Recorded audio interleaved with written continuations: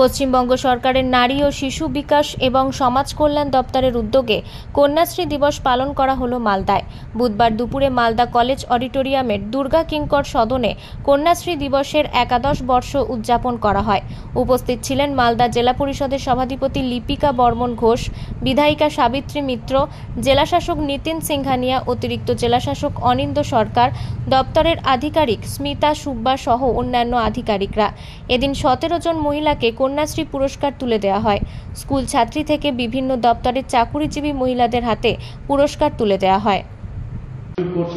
সেটা স্যানিটেশন হোক, সেটা ভেক্টর বর্ন ডিজিজ কন্ট্রোল হোক, সেটা রোড সেফটি নিয়ে বিভিন্ন প্রকল্পের অ্যাওয়ারনেস ক্যাম্পেইনস হোক, সেটা sports in the fields of sports, be football, be badminton, even be cricket or be many other sports, তাদের যে কন্ট্রিবিউশন, তারা যেভাবে এগিয়ে আসছে, এর জন্য প্রত্যেক স্কুলে আমাদের যে